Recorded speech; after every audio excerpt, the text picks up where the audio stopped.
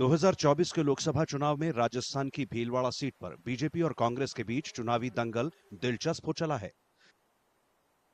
भीलवाड़ा पहले बीजेपी के लिए सुरक्षित सीट मानी जाती थी। बीजेपी के सुभाष चंद्र बहेरिया ने 2014 में 2,46,000 वोटों से यहां जीत हासिल की थी। 2019 में जीत का यह अंतर दोगुने से कहीं ज्यादा बढ़कर 6,10,000 वोट तक पहुंच गया। हालांकि इस बार बीजेपी ने बहेरिया की जगह आरएसएस से जुड़े दामोदर अग्रवाल को टिकट दिया है। टिकट का निर्णय करना केंद्रीय संसदीय बोर्ड केंद्रीय चुनाव समिति का विशेषाधिकार है। टिकट बदलना बहुत सामान्य बात है। हमारा तो यहाँ टिकट बदलकर नए कार्यकर्ता को दिया है, लेकिन कांग्रेस ने तो टिकट देकर वापस लेके किसी तीसरे को उतार दिया है। कांग्रेस ने पहले दामोदर गुर्जर को भीलवाड़ा सीट से उम्मीदवार बनाया था। हालांकि बाद में गुर्जर को राजसमंद लोकसभा सीट से लड़ने को कहा गया और उनकी जगह भीलवाड़ा से टिकट वरिष्ठ कांग्रेसी नेता सीपी जोशी को दी गई।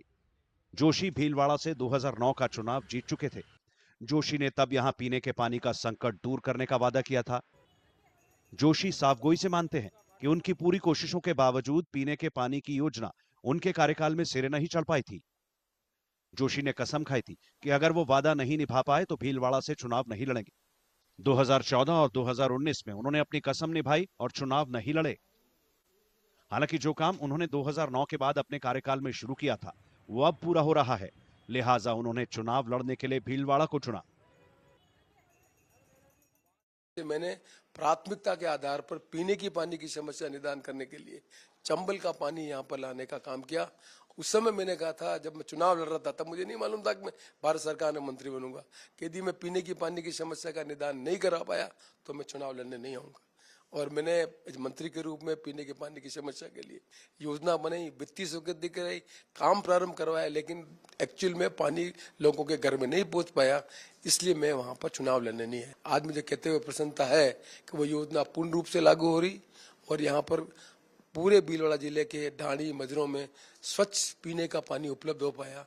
बेड़िया जी 10 साल तक सांसद रहे, कोई न तो योजना ले न कोई काम कराया, कुछ भी नहीं करवाया, नील है।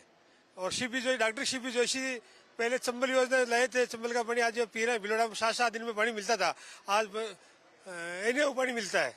और मेमो कोच फैक्ट्री और बहुत सारे रोडों की जाड़ सीपी जोशी के हाथ की है।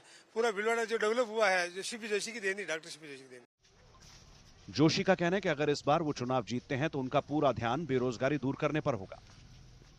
तो मैं यहाँ की सबसे बड़ी समस्या जो मानता हूँ वो मानता हूँ बेरोजगारी।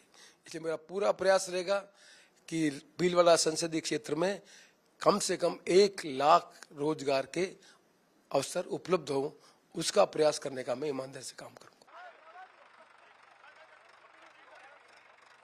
बीजेपी उम्मीदवार दामोदर अग्रवाल का मानना है कि प्रधानमंत्री मोदी की लोकप्रियता के चलते वे आसानी से जीत हासिल कर लेंगे।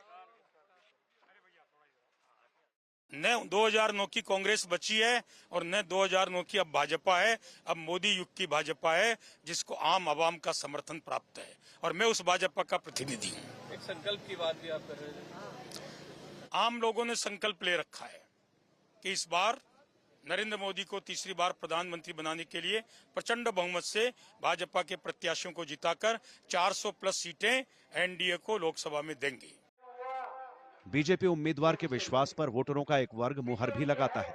लोगों का मानना है कि भले ही कई मुद्दे अभी अनसुलझे हैं, मगर वोट तो नरेंद्र मोदी के नाम पर ही पड़ेगा। समस्या तो बहुत आती है, तो उसका सुधार नहीं होता ना है। अभी हमारे मकान बनाए वहाँ गेला नहीं, तो गेला में जाने का रास्ता नहीं, खेते तो सुनाई नहीं करते, लाइट बिल माफ नहीं, तो पैसे देना पड़ता है हमारे को। गेहूँ पास नहीं तो गेहूँ का 10 बार कर दे तो गेहूँ चालू नहीं हुए तो नहीं हुए। वोट तो मोदी को ही देंगे, काम हो मत हो। ये है मोदी की लहर चल रही है, अभी मोदी के हिसाब से ही बीजेपी आएगी क्या। बीजेपी के दामोदर अग्रवाल संसदीय राजनीति की शुरुआत करने का विश्वास लेकर चल रहे हैं, तो इनके सामने चुनाव लड़ रहे कांग्रेस के दिग्गज सीपी जोशी पिछले साल नाथद्वारा से विधानसभा चुनाव हार गए थे। ऐसे में यहां के चुनाव में लोगों की दिलचस्पी बढ़ गई है। भीलवाड़ा में दूसरे चरण में 26 अप्रैल को चुनाव होगा, जिस पर चुनावी विश्लेषकों की खास नजर रहेगी।